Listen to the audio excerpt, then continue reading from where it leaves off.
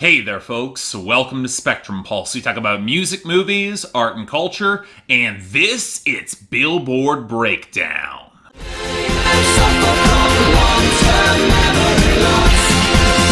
I don't remember. Well, I can't say that the Hot 100 doesn't surprise me occasionally. I mean, I was expecting some sort of fallout from the Pusha T and Drake beef, but the most we got was the worst song to come out of it and half of Pusha T's album. And when you pair it with all the rest of the scattered entries, this week wound up feeling surprisingly busy, with the pretty considerable exception of our top 10, of course. As for another week, Nice for What by Drake holds onto the number one spot. And again, this is a margins game for the number one at this point. Good enough sales, strong streaming, mostly stable radio growth. It was just enough to hold that spot over Psycho by Post Malone featuring Ty Dolla $ign, which with a discount made a serious run for the top thanks to the sales, but got stranded at number 2 thanks to on-demand streaming, not quite bridging the gap to match the airplay and the sales. Now it did hold up over God's Plan by Drake at number 3, which is holding on to pure inertia across the board to hold its spot as it's trending downwards, something that This Is America by Childish Gambino can't quite cite here as it fell down to number 4.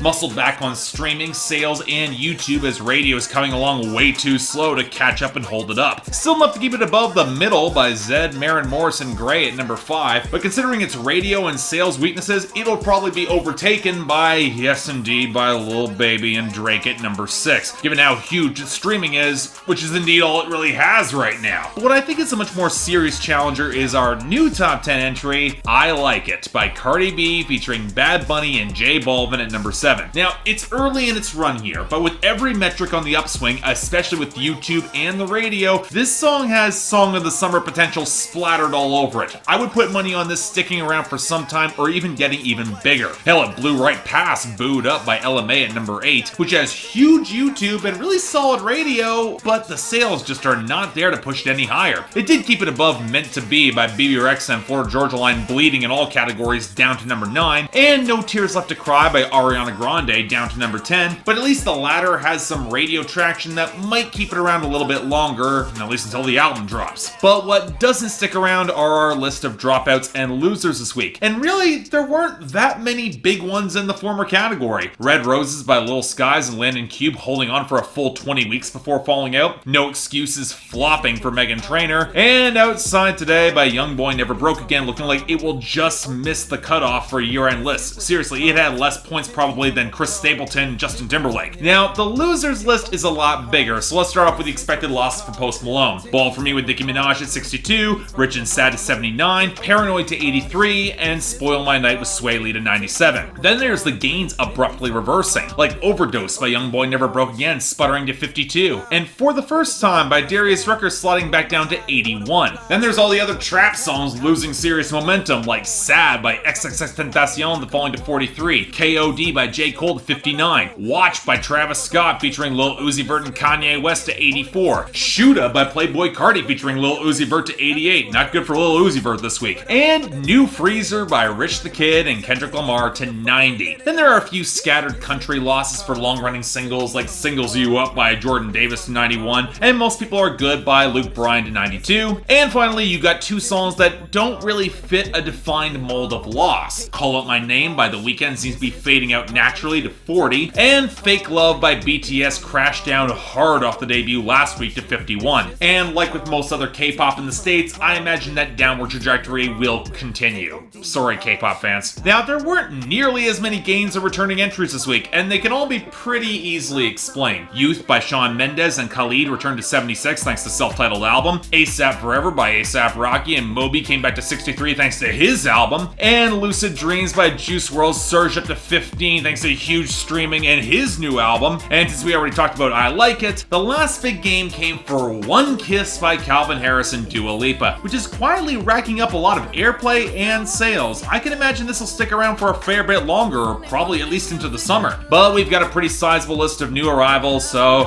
alright, let's get this started with number 100, The Games We Play by Pusha T. Stir it like a shake. play amongst the stars like the roof in the wraith. Get the table next to mine, make our bottle servers race. These are the games we play, we are the names they say. This is the drug money your ex-nigga claim he makes. So I'm legitimately surprised we got as many Pusha T songs as we did on the Hot 100 this week. 4 out of the 7 on the album, and sadly we missed some of my biggest favorites from the project, but I would probably argue this is the closest one to really nailing it for me. The blocky soul sample with the blast of textured horns and the sharp plucky guitars in the beat, and Pusha T just flexing with some ruthless efficiency, but tempering all of his wild bragging with some real taste, and the confidence to know when not to be flashy about all of his wealth. And even with that, it's even more further tempered by the ugly underlying truth of how all that opulence was attained, taken by ruthless men who have done some really horrific things to move that weight. And what I like is a lot of the framing of the song. Pusha T does not step around the horror and what it does to a man who walks this road. And while there might be some decadence, the whole cool eyes and stomach in order to handle all of that, in order to get it, that's a different question altogether. So yeah, absolutely excellent song, really great track. I'm happy it's here, probably won't stick around, but if more trap came along in this territory, I'd probably like the subgenre a hell of a lot more. Number 98, High Hopes by Panic at the Disco.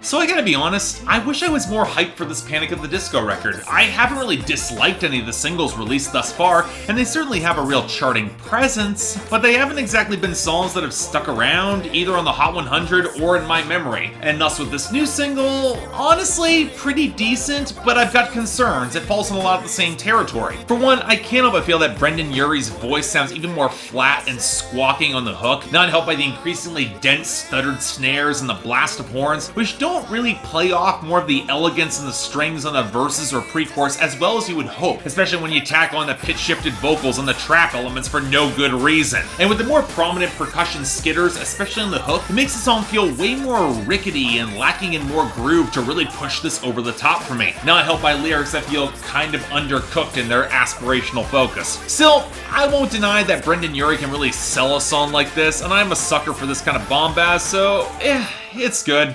I'll take it. Number 94, Girls Like You by Maroon 5 featuring Cardi B. I need a girl like you, yeah, yeah. Girls like you love fun and yeah, me do what I want when I come through. I need a girl like you, yeah, yeah. So here is my big concern with this remix, and it's the same damn concern I have every time whenever Maroon 5 collaborates with somebody. They seem to suck out all the personality out of their collaborator. Hey, it happened with Kendrick Lamar and SZA before. I didn't want to see it happen to somebody who is as vibrant and charismatic as Cardi B, and really she's the best part of this song by a mile, especially with Adam Levine's increasingly underwhelming vocals and that odd gummy acoustic pickup that feels appropriated from a Shawn Mendes song. Now granted, the content is just a pretty standard trap pop love song that's too damn watery for its own damn good, and even Cardi B, she's not all that impressive in her verse. I mean, it's not bad, but it's not her best, and it'd be incredibly disappointing if this was the Cardi B track that actually picks up traction in the top 10, and given the YouTube, that's a possibility. But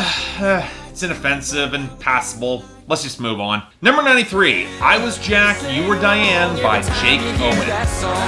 Like we did then, like we did when. Do you close your eyes? Does it make you laugh? Do the memories take you back to 6 packs and a Chevy Cheyenne? Way back when I was Jack and you were Diane. So okay, context. The original song Jack and Diane was written by John Mellencamp for his album American Fool in 1982. His only #1 hit, likely driven there by one of the most recognizable guitar phrases in Heartland rock. Seriously, I had forgotten about this song until I heard that guitar line, and then it came back instantly, even if the percussion feels kind of chintzy and spare and dated to that time in the early 1980s. But there was a nervy tension that worked in that song in the early 80s that feels kind of utterly missed by Jake Owen taking that riff 36 6 years later, especially considering how Jake Owen takes the melodic foundation and converts it to another by-the-numbers bro country love song. And look, I have stuck up for Jake Owen a lot, and I am prepared to defend some parts of this song. The production is more organic and country, the drums actually sound probably a little better than the original, and even if Jake Owen is sticking to his sing-talking on the verses, it's not terrible. He actually sings the hook and tries to sell it pretty well, but the foundation is a classic riff with content that can't help but pale in comparison to the original, so yeah, tolerable sure, but the original really is better. Number 89, Lovely by Billie Eilish and Khalid. Heart made of glass, my mind of stone.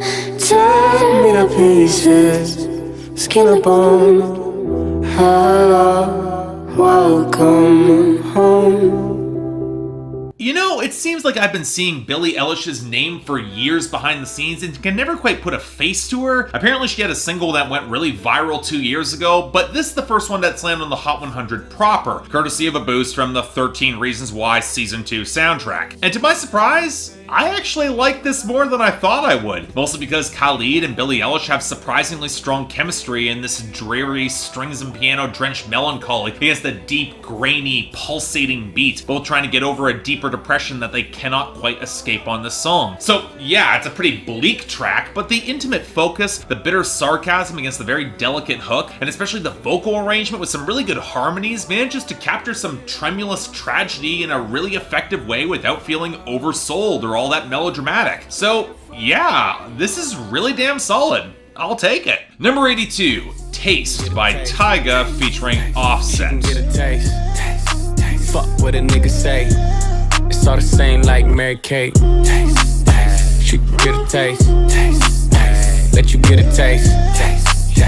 Do you love the taste? Yeah, that's cool, but he ain't like me. Okay, folks, if you're gonna declare somebody canceled, can you at least stick to it? I kinda get it with Kanye, because he at least has had some talent in the past, but I don't think at any point of his career Tyga has been impressive or interesting beyond obnoxious creeping on underage girls and an inability to rhyme consistently. But thanks to Offset, he's got a new charting single, and I'm actually a little bit annoyed that there's some quality here. Granted, we're still dealing with Tyga trying to build a transitional rhyme between name and Instagram, and his content is basic brand name porn, and Offset is so hushed on his verse you think he recorded it while Cardi B was sleeping in the same room. But I actually really like this production. The rumbling low-end beat, the sparse tapping trap groove, the soulful vocal fragment. It reminds me of a better version of what Tyga did with Rack City 6 years ago, but then again I'm thinking what the rest of Migos or Cardi B could do with this production and then just forget Tyga ever existed. And yeah, that imagination is a lot better. But as it is,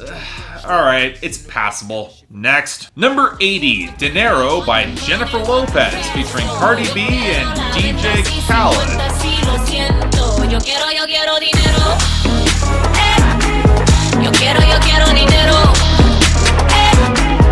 I just want the green, want the money, want the cash flow. Yo quiero la venta, sí, 50, sí, lo siento. And speaking of Cardi B, this is the sort of collaboration that it makes almost too much sense. J-Lo's always coasted more on personality and flair, even in her heyday in the early 2000s, and you all know that. And pairing her with Cardi B on a song where they can both flex almost seems inspired. And also DJ Khaled's here to shout out more ad-libs and contribute more on the majority of these songs in production and otherwise than on the tracks that he's pushed in the past 2 years. And honestly, I kinda like this too. The trap whirs and skitters juxtaposed against distorted vocal shouts and what sounds like a guitar buried in beneath the choppy whirs. It's got this steamy sort of groove that kind of connects for me in the brashness of the content. Even if I were to point to a weak point of the song, it would be in the content. Not that it's bad, but for both J-Lo and Cardi B, it feels a little bit by the numbers and lacking smarter punchlines. Not precisely bad, don't get me wrong, but with how staccato Cardi B's flow is here, it doesn't quite show off the imagination or the flair that I was hoping. It's still decent, but it really should be better. Number 75, What Would Meek Do by Pusha T featuring Kanye West. All of them die long. I am the hope, the dope dealers won. Pricing the quote, the dope dealers want. Feds taking pictures like it's GQ. This Aviani collarbone is see-through. Angel on my shoulder, what should we do? Devil on the other, what would Meek do? The second of our Pusha T songs for the week, and sadly it's the weakest cut from the record. Okay, look, I like the wheedling melody against the sandy spare percussion, and Pusha T interpolating Tupac as he asserts his single-minded dominance. It really is impressive, especially as he keeps in mind the darker balance that he has to maintain to hold up that well from the game. But then Kanye shows up, and again, he sounds fine on the darker production, and his flows are sharper than ever as he accentuates his provocative instability. But let's not convince ourselves that his reference to Make America Great Again just serves as a cheap way to affiliate oneself with an organization that will only exploit the hell out of that affiliation. That's not complexity. And when Kanye West later references $1 Million Baby, it's an open question whether or not he missed the rest of that movie, with the title character suffering a crippling injury, a horrible slow decay, and then is euthanized by her mentor. Now don't get me wrong, Pusha T saves this song from being mediocre. It is good, but man alive, it really could have been better. Number 73, If You Know, You Know by Pusha T. If you know, you know. One stop like a Walmart. We got the tennis balls for the wrong sport. If you know, you know. If you know about the carport, them trapdoors supposed to be awkward. If you know, you know. That's the reason we ball for. Circle round twice for the encore. If you know, you know. Another song that I really wish I liked a lot more from Daytona than I do. And yet, unlike the rest, it's a little bit tougher to evaluate why that is. I mean, I like the choppy vocal sample and the really sweet hook. I really dig how Pusha T once again highlights the darker risks and isolating choices that are made in his lane that prevent him from getting quite as corporate and mainstream as others in the game, where even the biggest moments of success were outside of the flash of that scene, all amidst a pile up of bars that I can really respect from Pusha T. But I don't know, maybe it's that first verse with his increased reliance on boy for its rhymes, or how the hook doesn't quite coalesce as much as I would like. It's a fine picture painted, sure, but you'd think Pusha T would use the space for a little bit more to really drive his point home. But overall, solid as hell song. It's definitely good. Definitely recommended. Number 66, Big Bank by YG featuring 2 Chainz, Big Sean, and Nicki Minaj. Type of money you gon' need to buy. From the hood, this type of money make you stay away. Type of money she gon' let you put it in the fight. Big bank, tight, low buy. Big bank, tight, low buy. Alright, honest question. Why is this song called Big Bank charting instead of the T.I. and Big Crit collaboration from last year with the same name? I mean, I know the answer to that question, of course. And if YG is going to be releasing singles for his next album and they're going to chart, I'm definitely curious how much I really like Still Brazy. Unfortunately, given that he got DJ Mustard back for this song, it looks like we're getting in the minimalist YG approach in comparison with the killer G-Funk vibes that made his last project so damn interesting. And even by that standard, this mix is really undercooked. A faint melodic tinkle, leaden fizzes against a lumpy beat, and that's pretty much it. That's all the production we get here. Now, to be fair, YG can ride against this sort of production fine. He's got charisma, his content is flow, it's shallow but tolerable, and 2 Chainz is definitely likable following him, although why on earth he's talking about big dinosaur shits is beyond me. But then Big Sean shows up sounding awkward as hell, utterly incapable of projecting any sort of charisma or a stable flow to ride against this production, and thankfully Nicki Minaj shows up after her, and her verse is fine. She seems to actually add validity to the rumor she's dating Eminem, which kind of threw me off guard, but beyond that, again, why couldn't this have been the Big Crit and T.I. joint? That was a lot better, but this is tolerable. Next, number 65, Infra Red by Pusha T. The lyric penning equal to Trump's winning. The bigger question is how the Russians did it. It was written like Nas, but it came from Quentin. At the mercy of a game where the codes is missing. When the CEO's blinded by the glow is different. Believe in myself and the Coles and Kendricks. Let the sock puppets play in they roles and gimmicks. And now the song that really reignited the beef, only to be squashed as Pusha T rolled over Drake, and upon Jay Prince's advice, Drake decided to just call everything off. Yeah, okay, take the L and keep moving, Drake. We'll deal with you in a minute. But in the meantime, we've got Infra Red, another legitimately great song from Pusha T, as he strings through a series of observations about a broken and corrupt rap game with some great seething contempt here, taking broad pot shots at Baby, Lil Wayne, and especially Drake. And to be fair to Drake, they're nothing all that hard or really truly cutting. Repeated references to his ghostwriting, just more collateral damage and Pusha T cutting a bloody swath on an industry with no integrity that has dared to call his integrity into question. And when you pair with a really bleak soul sample and the bass guitar thrumming off the deeper beat, yeah, killer song, definitely like this, but really, the story of Adidon, that would have been something. Number 46, Toddie by 6ix9ine featuring DJ SPINKING. Take a flicky, make a movie with me, take a flicky, make a real trippy, why you watching me? You all on my IG. Why you stalking me? You don't even follow me.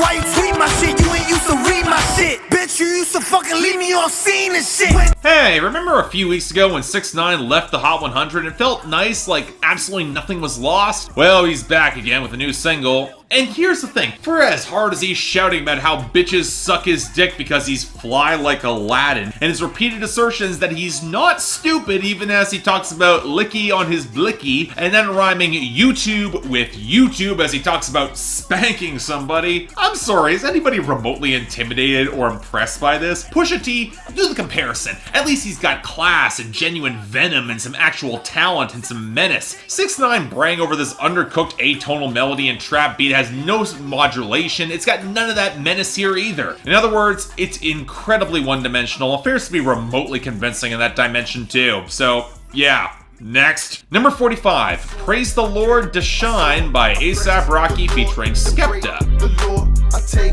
what's mine, then take some more. It rains, it pours, it rains, it pours. I came, I saw, I came, I saw. I praise the Lord, then break the law. I take what's mine, then take some more.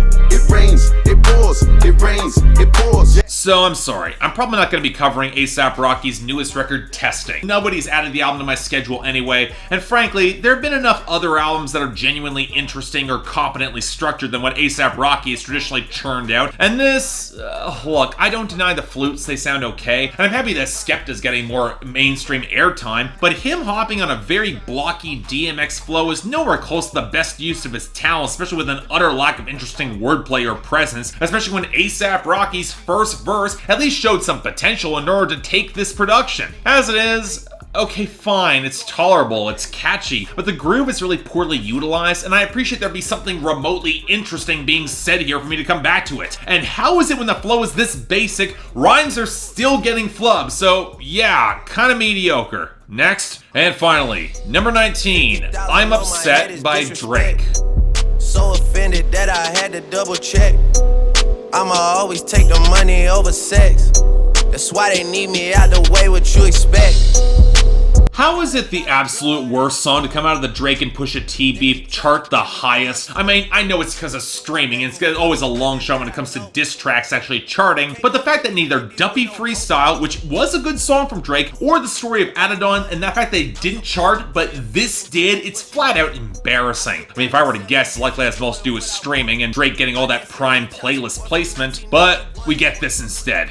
And it sucks. Drake brings absolutely no intensity against this desaturated murk, and when you have a song called I'm Upset, that's a huge problem that you don't come to play. But the content might actually be even worse. The sort of meandering bitching that involves not paying for women, never shooting below the neck unless he's with a woman, and only able to accept a bounty of $500,000 on his head when you know in reality there's no bounty at all. I mean, come on, Drake. Are you expecting me to feel any sort of sympathy for your petulant whining here about girls supposedly coming for you when Pusha T outed your own deadbeat tendencies and the child that you're neglecting? Yeah, I'm sorry, I'm not hearing an explanation for that here. I think with the fact now lingering in the public consciousness, Drake's days of making dreck like this, I think they're long over. And yeah, worst of the week, full stop. I don't even know how you can argue about it. TATI by 6ix9ine and DJ SPINKING might be embarrassing and one-dimensional, but really, it's better than this. And Pusha T easily getting the best two of the week, with the games we played just slightly edging out Infra Red, although they're both great songs. But next week, we've got that Kanye West album bomb ahead, so stay tuned for that. But until then, I'm Mark, you're watching Billboard Breakdown on Spectrum Pulse, and I'll see you next time.